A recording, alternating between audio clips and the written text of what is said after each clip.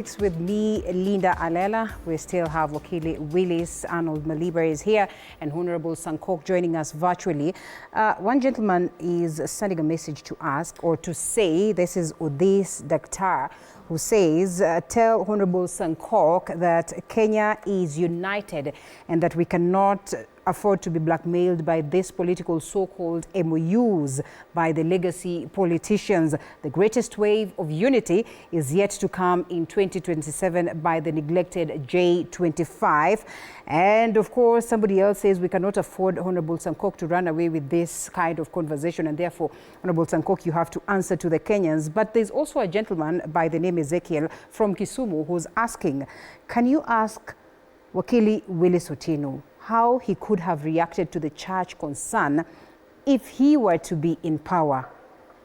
Did you want the Gen Zs to go ahead and cause havoc and damage every activity at the level of the church? I mean, what law do we need to practice if at all we're not going to make sure that we tone them down? We'll be coming to you to respond, Wakili, but let's loop in Honorable Ole Sankok.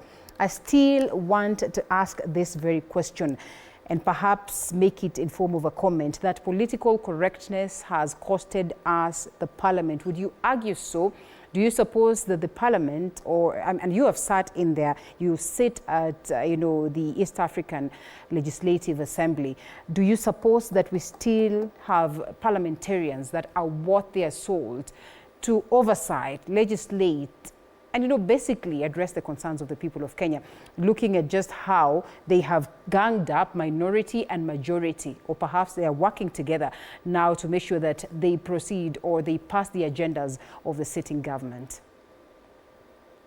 Okay, there was that question from the Gen Z, and I would like to, first of all, tell him thank you so much. I'm a father of Gen Zs, and we really do respect them. I will advise him to take a vote to make sure that he or she is registered as a voter, so that the next parliament is full of Gen Zs. So I encourage most of them to contest, to compete, and to be in parliament, so that whatever that this parliament have not achieved, they can now come and achieve. To your question, Linda, members of parliament don't elect themselves. They are elected by Kenyans. So it's a total representation of Kenyans. Right. So if parliament have failed, then don't blame parliament, blame the voters. Because then, if they decide that they will not vote for a professor, they'll vote for a fake engineer, or they will vote for a class 3 dropout, who then have maybe corrupted his way into getting some papers from whichever angle they have gotten a fake degree, then it is Kenyans who have decided to cast their votes on the ballot. This time around, they decided that it is William Ruto, not Raila Odinga, and it is William Ruto with a PhD, yes, a doctor of philosophy, well-known, a student of Nairobi University, a leader in that University of Nairobi. So then, William Ruto is a reflection of Kenyans. They decided this is what it is. So for me, parliament, up to now I can say, they are trying. And they are trying because that's what they are elected to do. They are actually doing oversight. I've seen all the committees are very active.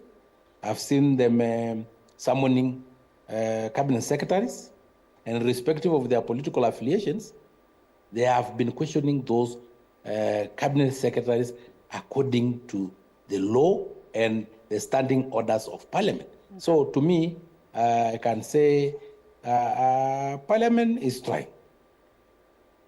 All right, beautiful. Honorable Willis, we come back to you on that very matter of the parliament and what you make of the 13th parliament. A parliament that is constituted by very many, politicians who are likely to find themselves, on the ballot come 2027. And